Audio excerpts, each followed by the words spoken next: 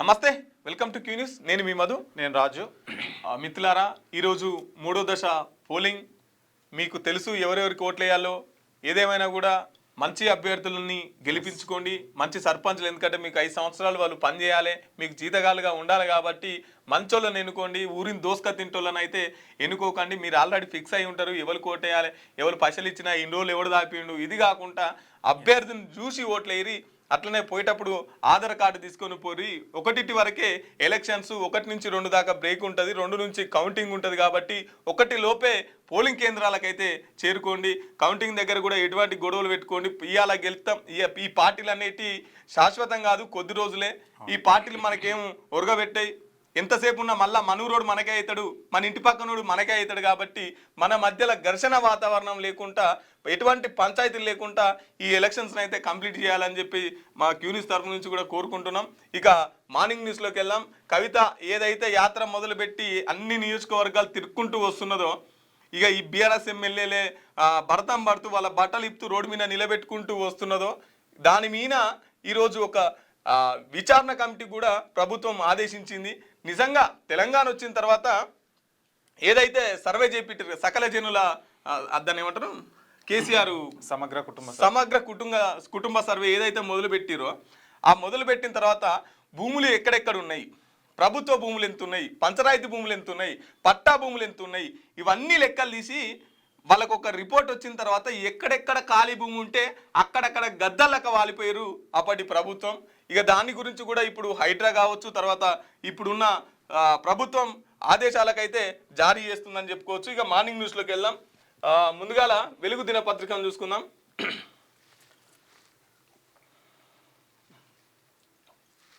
కుర్రాలపై కోట్ల వర్షం, చెరో 14.2 కోట్ల పలికిన ప్రశాంత్ వీర్, కార్తిక్ శర్మ. 25.2 కోట్లతో Australia star Cameron Green record. IPL 2026 season mini వేలంలో Australia allrounder Cameron Green jackpot కొట్టాడు. 25.20 కోట్లతో కోల్కతా నైట్ రైడర్స్ టీంలో చేరిన అతను IPL చరిత్రలో అత్యధిక ధర పలికిన విదేశీ క్రికెటర్గా రికార్డుకి ఎక్కాడు.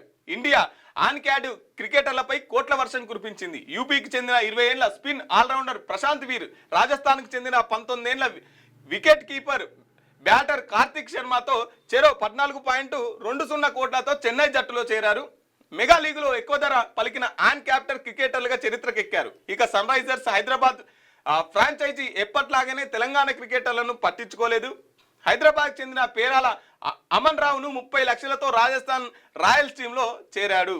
ఇక త్వరలో IPL స్టార్ట్ కాబోతుంది కాబట్టి ప్లేయర్స్ని ఎంపిక చేసుకునే విషయంలో వాళ్ళ కొనుగోలు జరిగిందని చెప్పేసి అత్యధికంగా ఈసారి 14.2 కోట్లతో ప్రశాంత్ వీర్ తర్వాత కార్తిక్ శర్మ ఇట్లా అత్యధికంగా చరిత్రలోనే మొదటిసారిగా వీళ్ళు చరిత్రకెక్కినట్టు తెలుసుకోవచ్చు.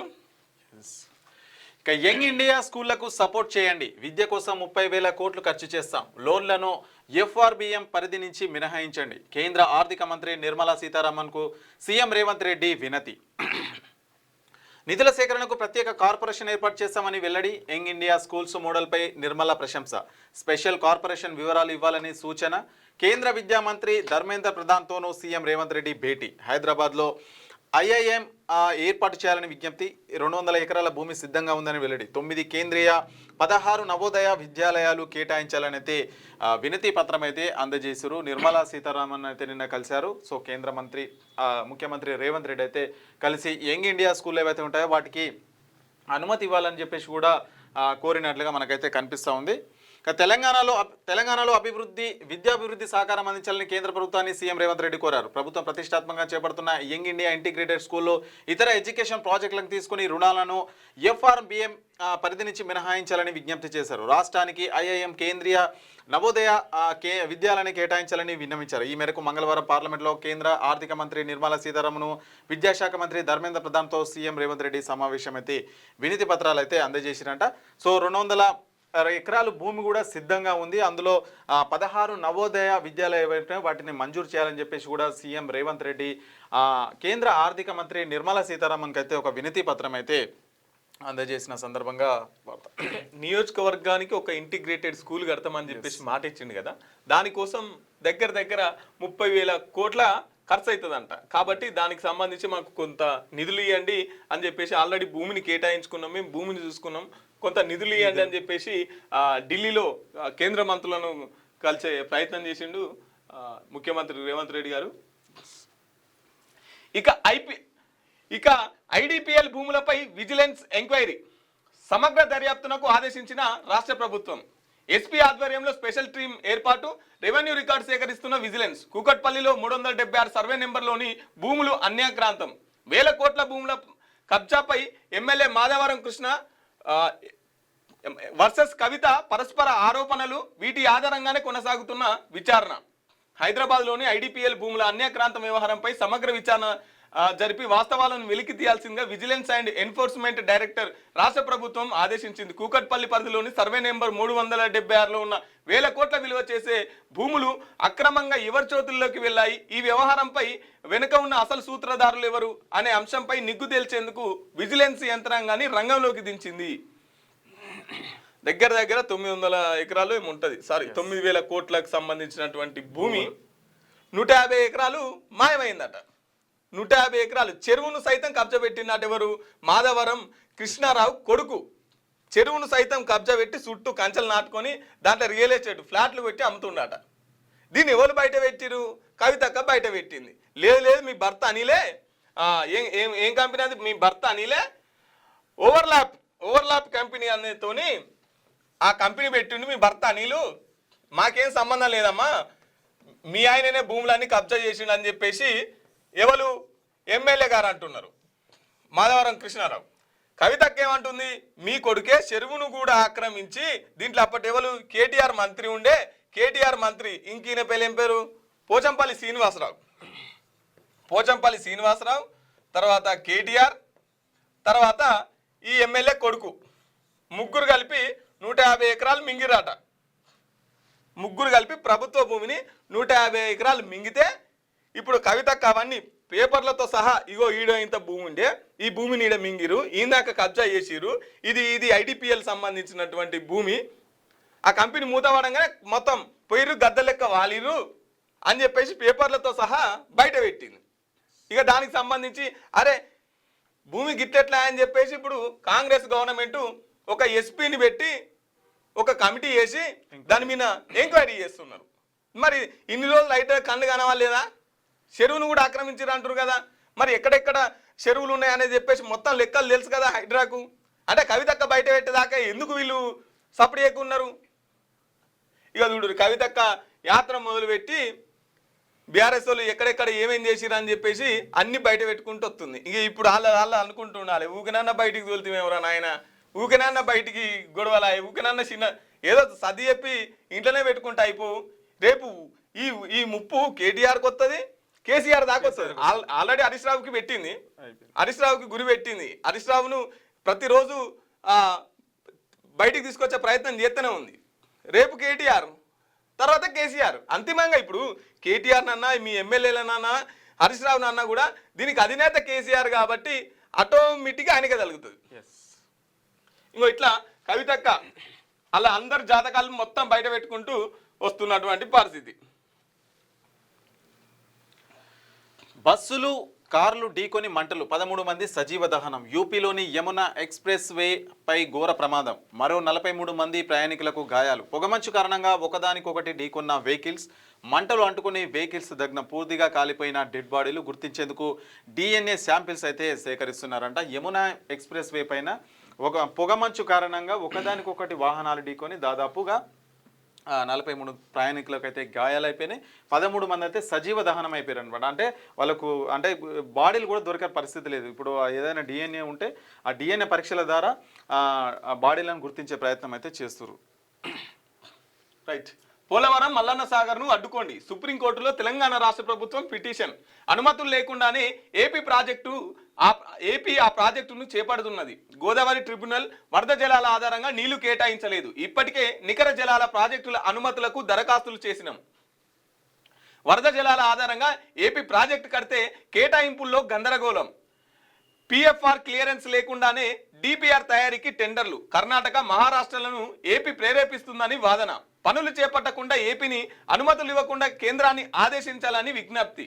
ఏపీ అక్రమంగా చేపడుతున్న పోలవరం నల్లమల్ల సాగర్ ప్రాజెక్టుపై రాష్ట్ర ప్రభుత్వం సుప్రీంకోర్టును ఆశ్రయించింది. కేంద్ర సంస్థలు అడ్డు చెబుతున్న తెలంగాణ సహా గోదావరి పరివాహక రాష్ట్రాల అభ్యంతరాలను వ్యక్తం చేస్తున్న మొండిగా ముందుకు పోతుందని ఏపీని అడ్డుకోవాలని కోరుతూ మంగళవారం రిట్ పిటిషన్ వేసింది. ఆ ప్రాజెక్టు డీటెయిల్డ్ రిపోర్ట్ డిపిఆర్ను తయారు చేయకుండా నిలువరించాలని విజ్ఞప్తి చేస్తున్నది. ఏపీ అక్రమంగా నీళ్లు తీసుకుపోయే ప్రయత్నం చేస్తుందట. ఆల్రెడీ వాళ్ళు డిపిఆర్ కూడా మొదలు పెట్టేసిరట. కాబట్టి అట్లా చేయకుండా ఉండాలని చెప్పేసి మన తెలంగాణ రాష్ట్ర ప్రభుత్వం సుప్రీంకోర్టులో అయితే ఒక పిటిషన్ అయితే వేసింది. ఇక చూడాలి మరి సుప్రీంకోర్టులో ఏమవుతుంది అనేది. ఇప్పుడు నరేంద్ర మోడీ గారు ఎక్కడైతే అక్కడ ఈ పొత్తు పెట్టుకొని వీళ్ళంతా చేసినారో మొత్తం కేంద్రం అంతా ఫుల్ సపోర్ట్ చేస్తున్నది ఏపీకి. అసలు నువ్వు ఎన్ని పిటిషన్లు అయ్యి ఎన్ని కోట్లు అయ్యి ఇంకేనో పని అవుతుంది అంతే. ఇక అంతే, ఎందుకంటే అక్కడ సపోర్ట్ ఉంది అంతే. అట్లా వాళ్ళు కేంద్రం సపోర్ట్ చూసుకొని వాళ్ళు చేస్తున్నారు. ఇంకా మన దగ్గర ఉన్నారు 8 మంది ఎమ్మెల్యేలు, 8 మంది ఎప్పులు, 8 మంది ఎంపీలు. ఈ ఎమ్మెల్యేలు ఎంపీలు నమో నారాయణ, ఇద్దరు కేంద్ర మంత్రులు నమో నారాయణ. తెలంగాణ అంతా దోసుకపోతున్నారు అంటే ఓకే, కానీ మేము సప్లై అయ్యాం. మళ్ళీ ఎప్పుడు సప్లై చేస్తారు? హైదరాబాద్ కాదు, ఇది ఏంది జూబ్లీహిల్స్ ఏదో పేరు చేస్తాను, సీతారాం నగర్ని చేస్తాం. వీళ్ళ రాజకీయాలు గీడ, ఈ మతాల కాడ పేర్లు మార్చుడు కాడ వీళ్ళ రాజకీయాలు.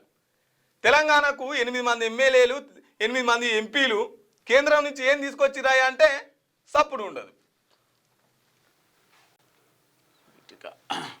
జనవరి 3 నుంచి టెట్ పరీక్ష అంట. రాష్ట్రంలో టీచర్ ఎలిజిబిలిటీ టెస్ట్ పూర్తి స్థాయి షెడ్యూల్ రిలీజ్ అయింది. జనవరి 3 నుంచి 20 వరకు ఆన్లైన్లో పరీక్షలు నిర్వహించనున్నట్లు స్కూల్ ఎడ్యుకేషన్ డైరెక్టరేట్ మంగళవారం ప్రకటించింది. మొత్తం 9 రోజుల పాటు 15 సెషన్లలో ఎగ్జామ్ ఉండనున్నాయి. ప్రతిరోజు 2 షిఫ్టుల్లో ఎగ్జామ్లు అయితే కొనసాగుతాయి. అంటే టెట్కి సంబంధించి ఎగ్జామ్ జనవరి 3 నుంచి అయితే స్టార్ట్ కాబోతున్నాయి అని చెప్పేసి కూడా మనకి ఇక్కడ కనిపిస్తుంది. మెంటలోళ్ళు లీక్ చేశారు. ప్రధానితో మీటింగ్ విషయాలు బయటికి చెప్తారా?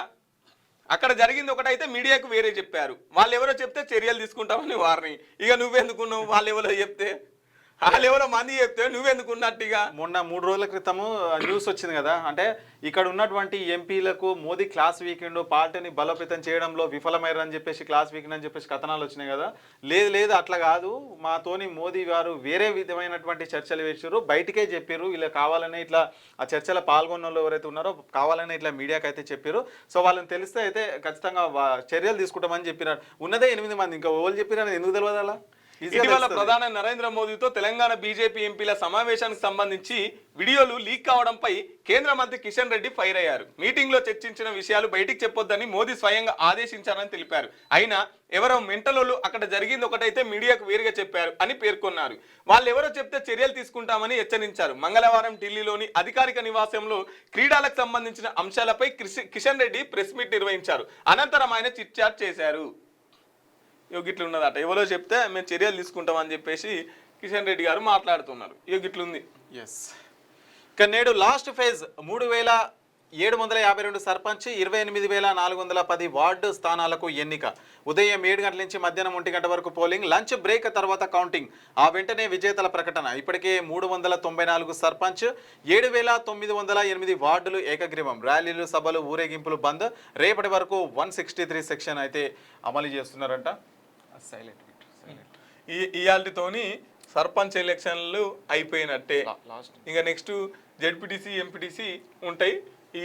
ఇవాళ లాస్ట్, ఇవాళ సాయంత్రం వరకు కథం. ఇక మళ్ళీ రేపటి నుంచి సర్పంచ్లు ఇవే ఉండే. ఇక ఇది ఈ రోజుతోని లాస్ట్. కిందికి సింగరేణి సీఎండీగా కృష్ణ భాస్కర్ పూర్తి అదనపు బాధ్యతలు అప్పగించిన ప్రభుత్వం. సింగరేణి సీఎండీగా కృష్ణ భాస్కర్ అయితే పూర్తి అదనపు బాధ్యతలు చేపట్టినట్ట. సింగరేణికి సంబంధించినటువంటి ఢిల్లీ పొల్యూషన్ పై ఎంపీ నిరసన.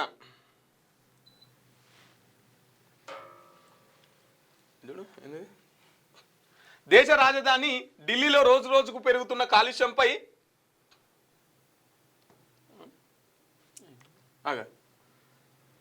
పెద్దపల్లి ఎంపీ గడ్డం వంశీకృష్ణ వినూత్న నిరసన తెలిపారు. పొల్యూషన్ నియంత్రణ, పర్యావరణ రహిత రవాణా వ్యవస్థలే మార్గమని అన్నారు. తాను స్వయంగా డిజైన్ చేసిన ఎలక్ట్రిక్ బైక్ పై ఆయన మంగళవారం పార్లమెంట్కి వచ్చారు. ఇక ఢిల్లీలో మొత్తం పొల్యూషన్ పెరుగుతుంది కదా, దానికి సంబంధించి ఇక ఆయన తయారు చేసినటువంటి ఎలక్ట్రిక్ బైకులో వచ్చి కొంత పొల్యూషన్ను తగ్గించాలని చెప్పేసి సూచించినటువంటి పరిస్థితి. ఆస్ట్రేలియా కాల్పుల్లో ఘటనతో హైదరాబాద్కు no link. DGP Shivadhar Reddy వెల్లడి. సిటీకి చెందిన సాజిద్ 27 ఏళ్లుగా ఆస్ట్రేలియాలో నివాసం. యూరోపియన్ మహిళతో పెళ్లి, 2 పిల్లలు. ఆస్ట్రేలియాలోనే తండ్రి చనిపోయినా ఇక్కడికి రాలేదు. 2022లో చివరి విజిట్ సాజిద్. ఉగ్రచర్యకు మన సిటీకి సంబంధం లేదని ప్రకటన చేసినట్టు. ఎవరైతే సిడ్నీలో ఉగ్రదాడికి పాల్పడ్డారో వాళ్ళైతే మరి హైదరాబాద్ నుంచి అయితే అక్కడికి వెళ్ళి అక్కడ స్థిరపడ్డారంట. ఓకే, సో ఇక 7వ బ్లాక్ రిపేర్లకే 1700 కోట్లు. మేడిగడ్డ మరమ్మతులకు భారీగా ఖర్చు అవుతుందని ప్రభుత్వం ఆందోళన. ఆ బ్లాక్ను పునాదుల నుంచి తొలగించి కొత్తగా నిర్మించాలంటున్న ఎక్స్పర్ట్స్. వాటర్ డైవర్షన్కు కాఫర్ డ్యామ్ అవసరం. సికెంట్ ఫైల్స్ను తొలగించలేని పరిస్థితి. వాటి ప్లేస్లో షీట్ ఫైల్స్ వాడితే ఎలా ఉంటుందన్న యోచన ఎటు తేల్చుకోలేక ఇరిగేషన్ అధికారులు అయోమయం అయితే నెలకొందంట. మరి 7వ బ్లాక్ రిపేర్లకే దాదాపు 17 కోట్లు అయితే అవుతుందంట. మరి అది మొత్తం రిపేర్లు కాదు, మొత్తం నుంచి కింది నుంచి పైకి నుంచి మొత్తం తీసి మొత్తం కట్టే పరిస్థితి అయితే ఉందని చెప్పేసి అక్కడ ఎక్స్పర్ట్స్ అయితే చెప్తున్నారంట. ఇక లోక్సభ ముందుకు విబిజీ రామ్జీ బిల్లు. పార్లమెంట్ ఆవరణలో గాంధీ విగ్రహం వద్ద ప్రతిపక్షాల ఆందోళన. సభలో ప్రవేశపెట్టిన కేంద్ర గ్రామీణాభివృద్ధి మంత్రి శివరాజ్ సింగ్. గాంధీ పేరు తొలగింపుపై ప్రతిపక్షాల మండిపాటు. వెల్లోకి దూసుకొచ్చి కాంగ్రెస్, ఇతర పార్టీ నేతల నిరసనలు. బిల్లును పార్లమెంటరీ ప్యానెల్ పరిశీలనకు పంపాలని అయితే డిమాండ్ చేస్తున్నారట. మరి జాతీయ ఉపాధి హామీ పథకం ఉందా, దాని పేరును తొలగిస్తూ కేంద్రం బిల్లును కూడా ప్రవేశపెట్టింది. సో దానికి నిరసనగా ఎంపీల ప్రతిపక్ష ఎవరైతే ఉంటారో మరి బయటికి వచ్చి అయితే నిరసన అయితే వ్యక్తం చేస్తారు గాంధీ విగ్రహం వద్ద. కాదు, వీళ్ళు మొన్నటిదాకానేమో నెహ్రూ వందే మాతరం సంబంధించి నెహ్రూయే మొత్తం చేసిండు అని చెప్పేసి, నెహ్రూయే అప్పట్లో వాళ్ళతోని చేతులు కలిపి మొత్తం అర్చేసిండు అని చెప్పేసి, ఆయనతో జిన్నాలతో చేతులు కలిపిండు అని చెప్పేసి నెహ్రూని తీసుకొచ్చారు. మళ్ళీ ఇప్పుడేమో గాంధీని తీసుకొచ్చారు. అరే ఇవేం రాజకీయాలు నాకు అర్థం అయితలేదు. నిజంగా పేద ప్రజలు అన్నం లేక చచ్చిపోతున్నారు, సరైన విద్య అందుతలేదు, సరైన శ్రమకు వేతనం లేదు. గివిటి గురించి మాట్లాడాలి. ఏమున్నా నెహ్రూ తర్వాత గాంధీ, ఈ రాజకీయాలు నడుస్తున్నాయి. ఇది వెలుగు దినపత్రిక ఆంధ్రజ్యోతి. ఒకసారి మనం ఆంధ్రజ్యోతి పత్రికను చూసుకుందాం. $91 మారకంలో ఆల్ టైమ్ కనిష్టానికి బిజినెస్ లో. 91 రూపాయికి వచ్చిందట డాలర్ విలువ. మొత్తం దిగుతుంది అన్నట్టు, రూపాయి మొత్తం రూపాయి పడిపోతుంది. బిడ్డను భవనంపై నుంచి తోసేసిన తల్లి. ఆసుపత్రిలో చికిత్స పొందుతూ బాలిక మృతి. మల్కాజ్గిరిలో ఘటన. మానసిక పరిస్థితి బాలేకనే ఈ తల్లి ఈ దుశ్చర్యకు పాల్పడినట్టు సందేహాలు. కుమార్తెను దేవుడి దగ్గరికి పంపుతున్నాను, ఈ బిడ్డ పోతే మరో బిడ్డ పుడుతుందంటూ తల్లి వ్యాఖ్యలు. చూడురి, ఆ తల్లి మానసిక పరిస్థితి బాలేక బిడ్డను పైనుంచి దోసేసి ఈ బిడ్డ పోతే వాళ్ళ మానసిక కొంత మనమే సెక్యూరిటీ ఉండాలి. వాళ్ళ మానసిక పరిస్థితి బాగాలేనప్పుడు వాళ్ళు ఏం చేసుకుంటారో తెలియదు, యువతలలో ఏం చేస్తారో తెలియదు. కాబట్టి వాళ్ళని అబ్జర్వేషన్లో ఉంచాలి. వాళ్ళను కొంత వాళ్ళకి సంబంధించినటువంటి సెక్యూరిటీ తీసుకోవాలి మనం. ఆస్ట్రేలియా బోండి బీచ్ ఉగ్రవాదికి హైదరాబాద్ మూలాలు. 1998లో విద్యార్థిగా ఆస్ట్రేలియాకు సాజిద్. నాటి నుంచి 6 సార్లే హైదరాబాద్కు వచ్చిండు. అతడి ఉగ్ర లింకులు ఇక్కడి కుటుంబ సభ్యులకు తెలియదు. తండ్రి మరణించే అంత్యక్రియకు రాలేదు. డీజీపీ శివధర్ రెడ్డి వెల్లడి. ఫిలిప్పీన్స్లో ఆయుధ శిక్షణ తీసుకున్న సాజిద్ కుమారుడు నవీద్. ఇస్లామిక్ స్టేట్ భావజాలానికి వారు ప్రభావితం. ఆస్ట్రేలియా ప్రధాని అల్బానీస్ అయితే ప్రకటించారు. మరి హైదరాబాద్ మూలాలు ఉన్నప్పటికీ కూడా హైదరాబాద్కు వాళ్ళకి ఎలాంటి సంబంధం లేదు. అంటే 1998లో అక్కడికి విద్యార్థిగా వెళ్ళి అక్కడే స్థిరపడి అక్కడే అమ్మాయిని పెళ్లి చేసుకుని అక్కడే ఉన్నాడు. సో అక్కడ వాళ్ళు ఏం చేస్తారు అని చెప్పేసి ఇక్కడ కుటుంబ సభ్యులకు తెలియదని చెప్పేసి కూడా డీజీపీ అయితే అంటే మొన్న జరిగింది ఆస్ట్రేలియా కాల్పులు జరిగింది. వాళ్ళంతా ఆయన హైదరాబాద్ నుంచి వచ్చిండు, హైదరాబాద్ ఆయన అని చెప్పేసి అక్కడ వాళ్ళంతా మొత్తుకుంటున్నారు. అరే హైదరాబాద్ కు ఆయనకి ఏం సంబంధం లేదు, అప్పుడే పోయిండు. ఒక వాళ్ళ డాడీ చచ్చిపోతే కూడా రాలేదు, జస్ట్ ఒక 6 సార్లు వచ్చిండు పోయిండు, హైదరాబాద్కి ఏ సంబంధం లేదు ఆయనకు అని చెప్పేసి మనోళ్ళు తెలిసి చెప్తున్నారు. ఇక బీబీసీపై ట్రంప్ భారీ దావా. పరువు తీశారు, 90,000 కోట్లు చెల్లించండి. ఫ్లోరిడా కోర్టులో 33 పేజీల దావా దాఖలు. తన ప్రసంగాన్ని వక్రీకరించారనే ఆరోపణ. దీనిపై గత నెలలో క్షమాపణ చెప్పిన బీబీసీ కావాలని చేశారన్న ఆరోపణ మాత్రం తిరస్మృతి అని చెప్పేసి అంటుండో. మరి బీబీసీ పైన అయితే 90,000 కోట్లకైతే పరువు నష్ట దావా కింద చేసిండు. 30,000 కోట్ల రుణానికి సహకరించండి. తెలంగాణ విద్యారంగం అభివృద్ధి చేయుతనివ్వండి. రుణానికి ఎఫ్ఆర్బిఎం మినహాయింపు ఇవ్వండి. హైదరాబాద్కు ఐఐఎం మంజూరు చేయండి. మరిన్ని నవోదయాలను ఏర్పాటు చేయండి. కేంద్ర మంత్రులు నిర్మలా సీతారామన్, ధర్మేంద్ర ప్రధాన్లకు సీఎం రేవంత్ రెడ్డి వినతి. తెలంగాణలో ప్రజాప్రభుత్వ పాలన భేష్, తెలంగాణ రైజింగ్ 2047 విజన్ బాగున్నది, సీఎం రేవంత్ కు సోనియా గాంధీ ప్రశంసలు. తెలంగాణలో విద్యారంగం అభివృద్ధికి తమ ప్రభుత్వం తీసుకుంటున్న చర్యలు మద్దతుగా నిలవాలని కేంద్ర ఆర్థిక శాఖ మంత్రి నిర్మలా సీతారామన్ కు ముఖ్యమంత్రి రేవంత్ రెడ్డి విజ్ఞప్తి చేశారు. రాష్ట్రంలో విద్యారంగం సమాభివృద్ధికి 30,000 కోట్లు వెచ్చిస్తున్నామని, ఈ నిధుల సమీకరణకు ప్రత్యేక ప్రయోజన సంస్థను ఏర్పాటు చేయదలిచామని చెప్పారు. తద్వారా సేకరించిన రుణాలకు FRBM పరిమితి మించకుండా మినహాయింపు ఇవ్వాలని కోరారు. విద్యారంగంపై తమ ప్రభుత్వం చేస్తున్న ఖర్చును మానవ వనరుల అభివృద్ధి కోసం చేపడుతున్న పెట్టుబడిగా భావించాలన్నారు. రాష్ట్రంలో అత్యధిక సంఖ్యలో ఉన్న బీసీ, ఎస్సీ, ఎస్టీ, మైనార్టీ వర్గాలకు విద్యార్థులకు నాణ్యమైన విద్యను అందించేందుకు పలు చర్యలు తీసుకుంటున్నామని తెలిపారు. మంగళవారం పార్లమెంటులో కేంద్ర మంత్రితో సీఎం రేవంత్ రెడ్డి భేటీ అయ్యారు. తెలంగాణ వ్యాప్తంగా 105 శాసనసభ నియోజకవర్గాల్లో నిర్మిస్తున్న యంగ్ ఇండియా ఇంటిగ్రేటెడ్ స్కూళ్లకు ప్రాధాన్యం ఇవ్వాలని కోరినట్టయితే తెలుస్తున్నది. సోనియా గాంధీతో రైజింగ్ గ్లోబల్ సమ్మిట్ సావన్నీని అందిస్తున్న సీఎం రేవంత్ రెడ్డి, ఇక మేము ఇట్లా స్కూళ్ళు కడుతున్నాం, ఇంటిగ్రేటెడ్ స్కూలు 105 నియోజకవర్గాలలో, దానికి దగ్గర 30,000 కోట్లు అయితే ఖర్చు వస్తుంది. దానికి అంటే మితి లేకుండా ఇవ్వండి, మాకు పైసలు ఇవ్వండి అని చెప్పేసి దాన్ని ప్రజాపాలనలో భాగంగానే చూడాలని చెప్పేసి ఎవరు సోనియా గాంధీతోని చెప్తున్నటువంటి పరిస్థితి. లీకులు ఇచ్చినోళ్ళు మెంటల్ గాళ్ళు, సమావేశ వివరాలను బయట పెట్టొద్దని ప్రధాని మోదీ చెప్పినా పట్టించుకోలేదు. ఆ ఎంపీలు ఎవరో చెప్తే చర్యలు తీసుకుంటాం. మీడియాతో ఇష్టాగోష్ఠిలో కిషన్ రెడ్డి 2023 ఒలింపిక్స్ అవకాశం భారత్కు దక్కేలా ప్రయత్నిస్తున్నామన్న కేంద్ర మంత్రి. సో ఇది పరిస్థితి. ఇక ఇంకో వార్త చూస్తే, ఇక అసెంబ్లీ ఎన్నికలను తలదన్నేలా పంచాయతీ పోరులో కని విని ఎరగనంత ఖర్చంట. గ్రామీణ ఓటర్లను డబ్బుతో ముంచెత్తిన అభ్యర్థులు. ఓటుకు 1000 నుంచి 5,000 వరకు చెల్లింపు, అదనంగా మద్యం, చీరలు, కానుకలు సైతం. వెండి ఉంగరాలు పంచిన ఉంగరం గుర్తు అభ్యర్థి. నిర్ణయాత్మక ఓటుకు 30,000 దాకా పంపిణీ. హైదరాబాద్ శివార్లలోని శంకరంపల్లి మండలంలో ఓటుకు 55,000 చొప్పున ఇచ్చిన ఓ అభ్యర్థి. పటాన్చెర్లో ఓ అభ్యర్థి ఖర్చు 17 కోట్లు. ఎన్నికల కోసం భూములను అమ్ముకున్న వైనం, గ్రామాలపై పట్టు కోసం తమ వంతు చేయి వేసిన ప్రజాప్రతినిధులు, చేతులు మారిన 1,000 కోట్ల రూపాయలంట. ఇక చూసుకో, ఇక మరి మామూలుగా లేదు. 30,000 దాకా అంటే నిర్ణయాత్మకం. అంటే ఎవరైతే టఫ్ ఉంటుందో మరి అక్కడ పరిస్థితులలో 30,000 రూపాయలు అంటే ఓటుకైతే కొనుక్కుంటున్నారంట. మరి పటాన్చేరులో ఓ గ్రామంలో 17 కోట్లు ఖర్చు అయిందంట. ఒక గ్రామంలో సర్పంచ్ చేస్తాను 17 కోట్ల ఖర్చు అంటే ఒకసారి ఆలోచించండి. అన్ని కోట్లు ఖర్చు పెట్టి ఆయన ఏం చేద్దామని ఒకసారి కామెంట్లు పెట్టండి. మీరు నిజంగా పైసలు తీసుకొని ఓటేసిర్రా, ఎట్లా ఓటేసిర్రా అనేది ఒకసారి కామెంట్లు పెట్టుర్రి చూద్దాం. పైసలు తీసుకొని ఓటేసిర్రా, నిజాయితీగా ఓటేసిర్రా. ట్యాబ్ ఇంకోటి ఇది ట్యాబ్ ఒకటి ఒక్కసారి కామెంట్లు పెట్టుర్రి, నిజాయితీగా పెట్టుర్రి. శనార్థ తెలంగాణ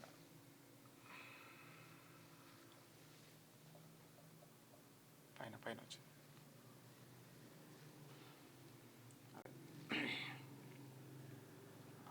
ఒకసారి కింద కామెంట్లలో పెట్టుర్రి, మనం మళ్ళీ చదువుదాం కామెంట్లన్నీ. పైసలు తీసుకొని ఓటేసిర్రా, నిజాయితీగా ఓటేసిర్రా. ఆంధ్రజ్యోతిగా. సో ఈడేమవుతుందంటే, ఇప్పుడు నువ్వు బీఆర్ఎస్ కాంగ్రెస్ అనుకో, చివరి లాస్ట్ నైట్ ఉంటుంది చూసినావా, అబ్బా వీళ్ళే కార్యకర్త చుట్టూ వాళ్ళు ఎట్లేగెత్తారు ఇరికైనా అన్న, వాళ్ళు 1,200 వాస్తుర్రే, ఓటుకు 1,200 వాస్తున్నారు అనుకో, వాళ్ళకంటే ఇప్పుడు రూపాయి ఎక్కువ వాస్తేనే ఈయన గెలుస్తాడు. ఓహో, మళ్ళీ యువతలో ఉన్న వాళ్ళు అంటారు, అన్న వాళ్ళు 1,200 వాస్తున్నారు, మనం 1,500 వాంచాలని అంటారు.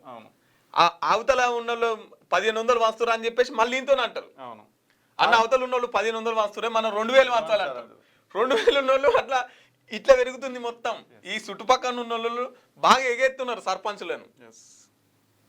అట్లా వాళ్ళు చివరి లాస్ట్ రోజు పైసలు లేవనుకో, బంగారం, కాగితాలు మొత్తం అన్ని కూడబెట్టి ఎంత మితి అని సరే 10 రూపాయల మితికి సైతం తెచ్చి పెడుతున్నారు. ఎటు తిరిగి సర్పంచ్ గెలవాలి. ఓడిపోయిన తర్వాత అవి ఇక ఆ నగలట్టే, ఆ భూములట్టే ఓడిపోతాయి.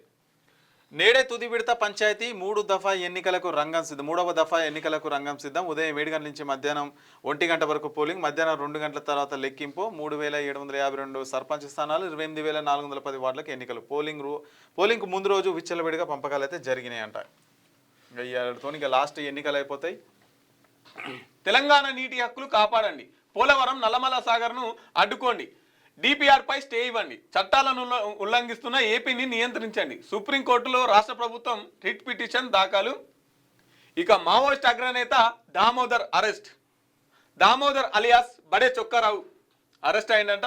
ఆయనతో పాటు మరో 15 మంది మావోయిస్టులను కూడా అదుపులోకి తీసుకున్న ఆసిఫాబాద్ పోలీసులు.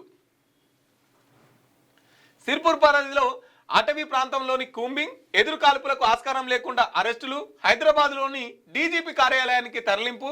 ఛత్తీస్గఢ్లో 34 మంది మావోయిస్టులు లొంగుబాటు.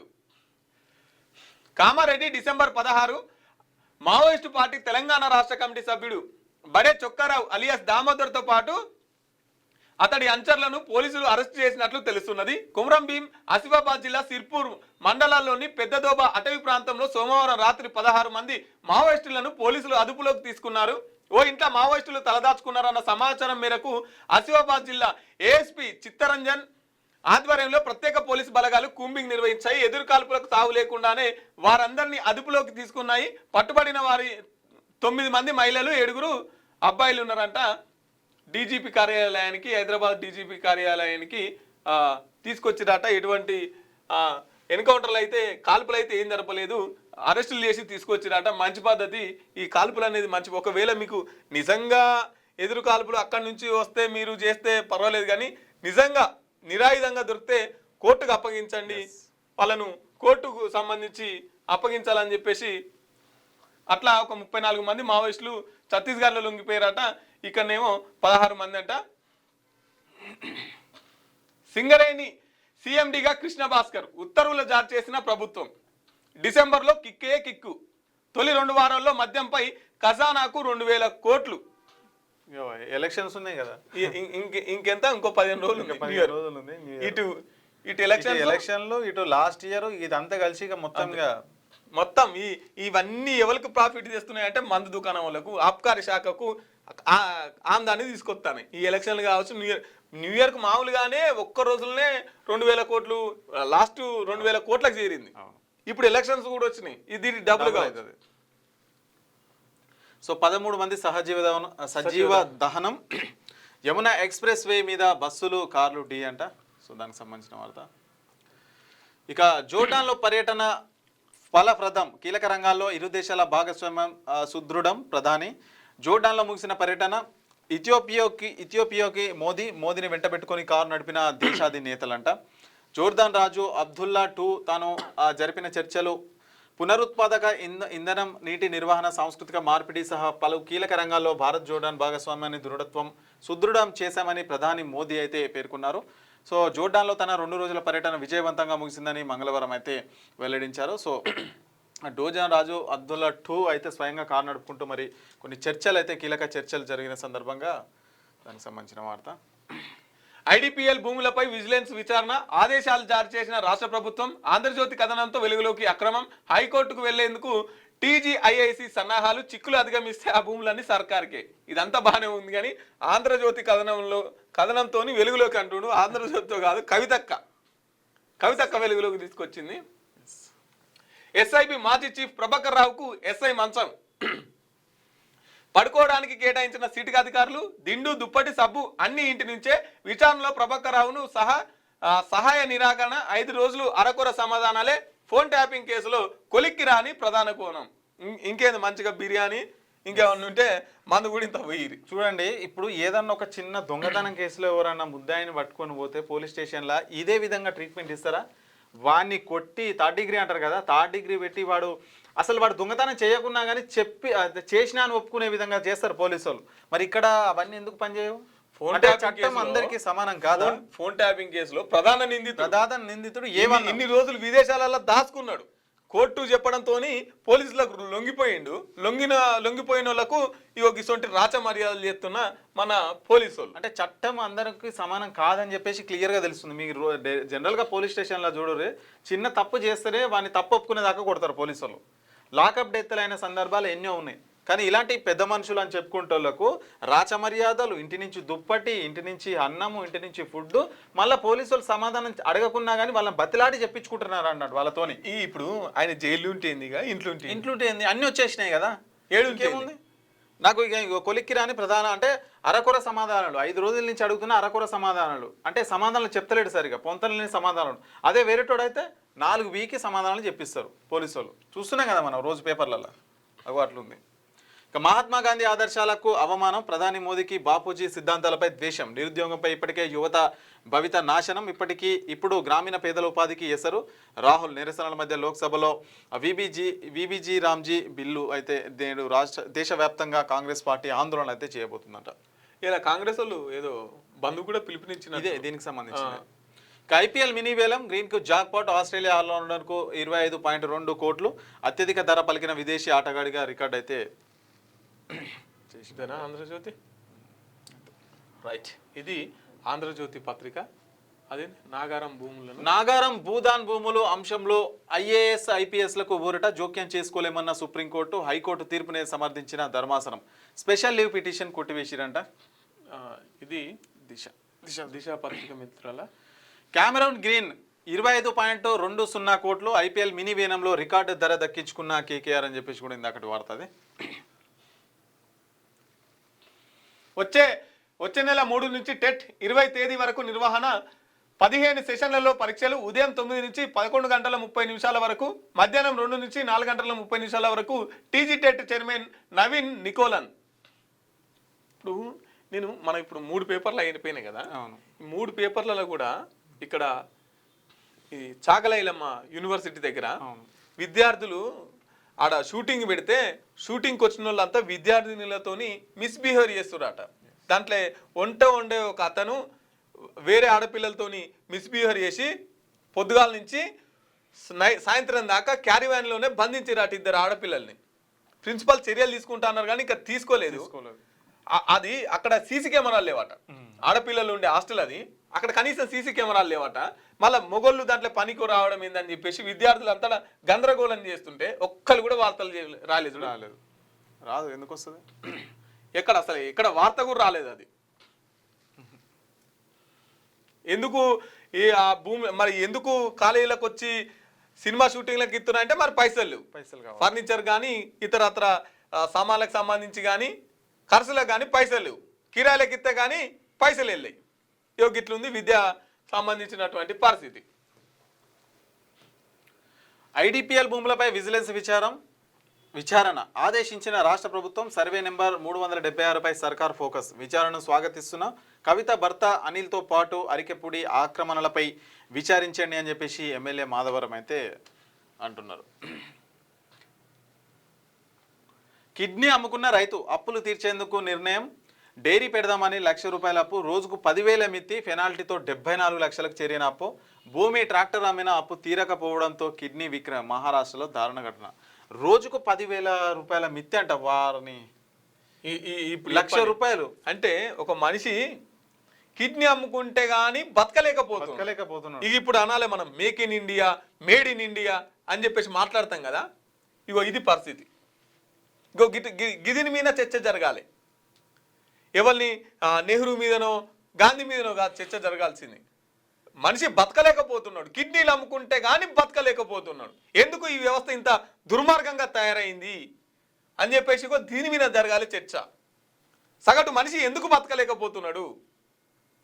సరే గొప్పగా బతకలేకపోయినా కనీసం అవయవాలను నమ్ముకొని బతికేటువంటి పరిస్థితి వచ్చింది కదా భారతదేశంలో. మనమేమో make in India, made in India, మొన్న పుతిన్ వస్తే నెత్తిలో పెట్టుకొని ఊరేగుతాం.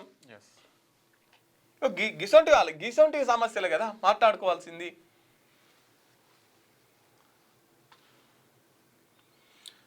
కాంగ్రెస్ ఎంపీలు మౌనం. రాష్ట్ర సర్కారుకు దక్కని సొంత సభ్యుల సపోర్టు. విపక్షాలకు కౌంటర్ ఇవ్వడంలో విఫలం. 11 మందిలో చామల, మల్లు మాత్రమే యాక్టివ్. రఘువీర్, వంశీ, కావ్య, అనిల్ పాత్ర అంతంత మాత్రమే. సీనియర్ ఎంపీలు బలరాం షెట్కర్ కనిపించేది తక్కువే. ఢిల్లీ రాజకీయాలకు రేణుకా సింఘ్వి పరిమితం. ప్రజలకు అందుబాటులో ఉండని నేతలంట. మరి పార్లమెంట్లో ఏవైతే పార్లమెంట్ సమావేశాలు జరుగుతున్నాయో తెలంగాణకు సంబంధించిన కాంగ్రెస్ ఎంపీలు ఎవరైతే ఉంటారో వాళ్ళ పాత్ర మాత్రం అంతంతే అని చెప్పేసి మాత్రం ఇక్కడ వస్తుంది. కేవలం ఒక ఎవరు చామల, మల్లు మాత్రమే జర యాక్టివ్ గా మాట్లాడుతున్నట్టు కల్పిస్తూ మిగతా వాళ్ళందరిగా భువనగిరి ఎంపీ చామల, నాగర్ కర్నూలు ఎంపీ మల్లు రవి. ఈ చామల అంటే ఎక్కడికి పోయినా అక్కడ లైవ్లు ఇస్తాడు, ఎక్కడ పోయినా అక్కడ మాట్లాడతాడు. కనీసం 10-20 రోజులకోసారన్నా గాంధీ భవన్కి వచ్చి ప్రెస్ మీట్లు పెడతాడు, కనీసం అదే ఏదోటి కొంత మాట్లాడే ప్రయత్నం చేస్తాడు. ఆడాడ మీటింగ్లల్లో మల్లు రవి కూడా కనబడతాడు. ఇక అనిల్ కుమార్ కనబడతాడు కానీ మాట్లాడు, గడ్డం వంశీ గారు కనబడతాడు కానీ మాట్లాడు. కడియం కావ్య గారు కూడా అక్కడక్కడ అవుపడు చాలా తక్కువ కానీ మాట్లాడరు, కనబడతారు కానీ మాట్లాడరు. ఇక మిగతా వాళ్ళు అయితే ఓ వీళ్ళు కూడా ఎంపీలేనా అని వాళ్ళ సెక్యూరిటీని చూసి ఏ ఎంపీ ఏం పేరు అని అడగాల్సి వస్తుంది. గెలిచిరంటే అయిపోయా, ఇక ప్రజలతో నేను సంబంధం అయిపోయా. ఇగో ఇట్లున్నది వీళ్ళ పరిస్థితి, ఈ ఎంపీల పరిస్థితి. పోలవరం నల్లమల్ల సాగర్పై రిట్ పిటిషన్ సుప్రీంకోర్టులో దాఖలు చేసిన తెలంగాణ. ప్రాజెక్టు నిర్మాణంతో తెలంగాణకు తీవ్ర అన్యాయం జరుగుతుందని స్పష్టీకరణ. అనుమతులు లేకుండా డిపిఆర్ తయారీ టెండర్లు పిలిచామని కోర్టు దృష్టికి. వెంటనే పోలవరం విస్తరణను అడ్డుకోవాలని అభ్యర్థన. సిడ్నీ టెర్రరిస్టుది హైదరాబాదే. నగరంలో బికాం చేసిన సాజిద్ అక్రమ్ 27 ఏళ్ల కింద స్టూడెంట్ వీసాపై ఆస్ట్రేలియాకు ఇప్పటికీ ఇండియా పాస్పోర్ట్ వాడకం. సిటీలో ఉన్నప్పుడు నేరాలకు పాల్పడలేదు. మరిన్ని విషయాలు రాబట్టేందుకు ప్రయత్నిస్తున్నాం. రాష్ట్ర డీజీపీ శశిధర్ రెడ్డి వెల్లడి. ఆయనది హైదరాబాదే కానీ ఇక్కడ ఏం చేయలేదు, ఇప్పటికీ ఇండియానే వాడుతున్నాడు, ఇంకెన్ని విషయాలు రాబడతామని చెప్పేసి డీజీపీ సార్ అయితే మాట్లాడుతున్నాడు. 16 మంది మావోయిస్టులు అరెస్ట్. ఆసిఫాబాద్ జిల్లాలో ఓ ఇంట్లో తలదాచుకున్న నక్సల్స్ అంతా ఛత్తీస్గఢ్ వాసులే. అదుపులోకి తీసుకున్న వారిని హైదరాబాద్ కు తరలింపు.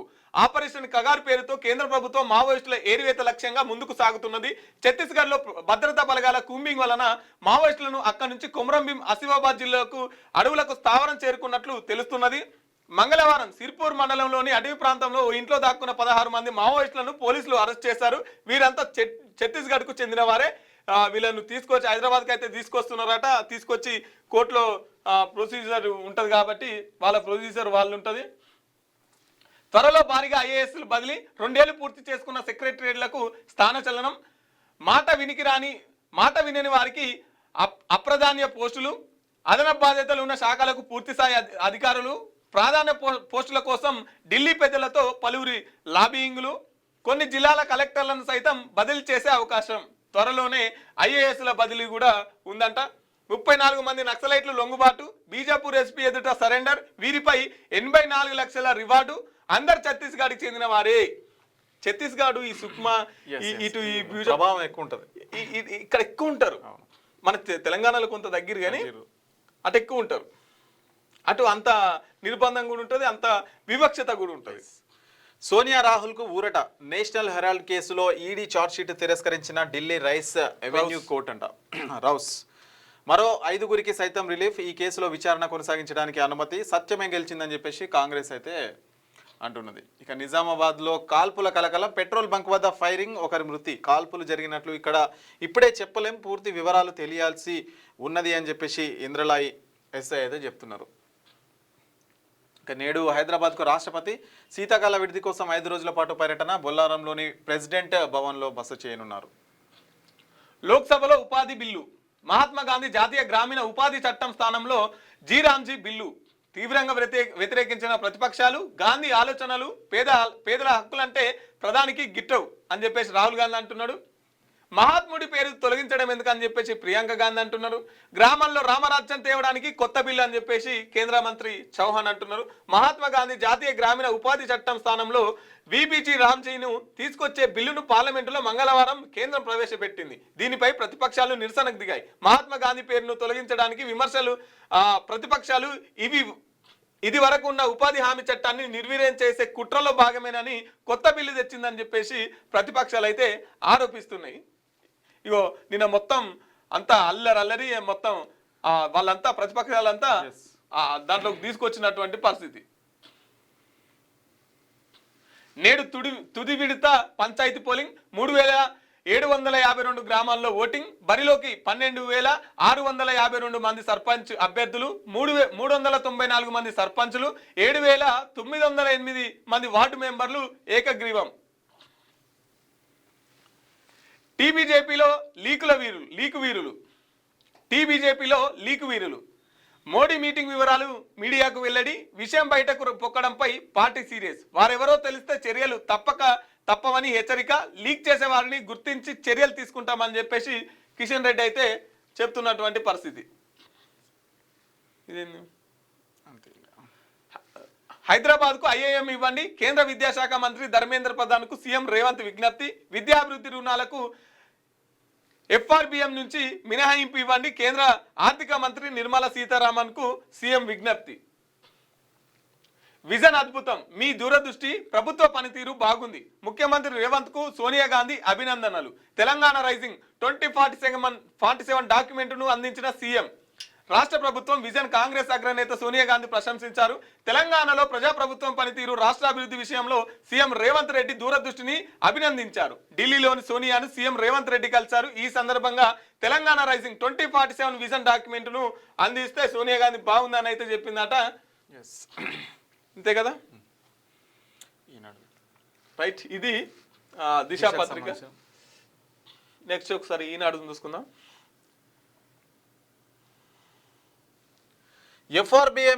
ఎఫ్ఆర్బిఎం నుంచి మినహాయించండి, విద్యాభివృద్ధి కోసం 30,000 కోట్ల రుణంపై కేంద్ర ఆర్థిక మంత్రి నిర్మలా సీతారామన్ కు ముఖ్యమంత్రి రేవంత్ రెడ్డి వినతి పత్రం అయితే అందజేశారు. రాష్ట్రానికి ఐఐఎం ఇవ్వాలని అయితే ధర్మేంద్ర ప్రధాన్కి అయితే విజ్ఞప్తి అయితే చేసిన సందర్భంగా వార్త కనిపిస్తుంది.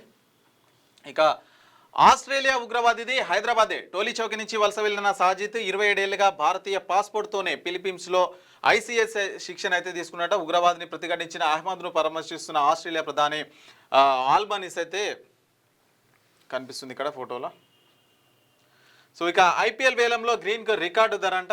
ఈ ఐపీఎల్కి సంబంధించిన ఐడిపిఎల్ భూములపై vigilance.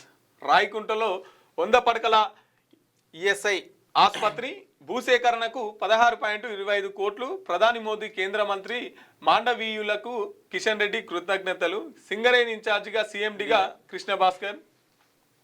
Lionel Messi, Anant అంబానీలు Vantara వద్ద వన్యప్రాణి సంరక్షణ సాంస్కృతిక కార్యక్రమాలలో లీలమై జీవకారుణ్యంలో గడిపారు.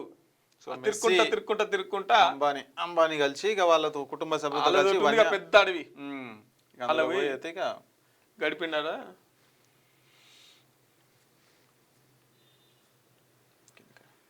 పల్లెపోరు నేటితో ఆఖరు. 3వ దశ పంచాయతీ ఎన్నికలకు రంగం సిద్ధం. 3,752 సర్పంచ్, 28,410 వార్డు సభ్యుల పదవులకు పోటీ. ఈసారి డిగ్రీ వరకు బడిబాటంట. జీరాంజీపై గరం గరం.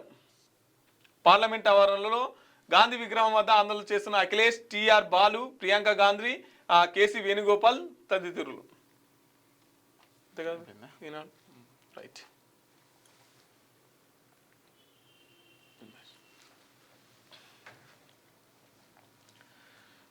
సో ఇవి తెలంగాణ అట్లాగే ఆంధ్రప్రదేశ్కి సంబంధించిన వార్తా విశేషాలు. సో ఈరోజు అయితే డిసెంబర్ 17 తెలంగాణ స్థానిక సంస్థల ఎన్నికలకు సంబంధించి ఈరోజైతే లాస్ట్. ఇంకా మీరు అభ్యర్థులు ఓటేసే ముందు ఇక నిన్న మొన్న ఏం జరిగింది ఏంటి అని కూడా అన్నీ మర్చిపోయి ఈరోజు కరెక్ట్ అభ్యర్థికి ఓటు వేసి గెలిపించాలి. సో మీకు డబ్బులు వంచడం లేదంటే ఈ ప్రలోభాలకు లొంగి ఓటేయడం వల్ల మీ భవిష్యత్తు అయితే ఆగమైపోతుంది. సో ఇప్పటికీ టైం ఆల్రెడీ పోలింగ్ అయితే స్టార్ట్ అయి ఉంటుంది. సో అత్యధికంగా ఓటర్లు అందరూ కూడా ఓటింగ్లో పాల్గొని మీ గ్రామానికి సంబంధించిన సర్పంచ్ని ఎన్నుకోవాలని అయితే మేమైతే విజ్ఞప్తి చేస్తున్నాము. సో ఇక ఇవి అన్నమాట మార్నింగ్ సంబంధించిన మార్నింగ్ న్యూస్లో ఉన్నటువంటి దేశంలో ఉన్నటువంటి ముఖ్య అంశాలు, ప్రధాన వార్తలు. ఇక మరొక ఎపిసోడ్తో మళ్ళీ రేపైతే కలుసుకుందాం. అంతవరకు చూస్తూనే ఉండండి క్యూ న్యూస్. నేను రాజు. Thank you.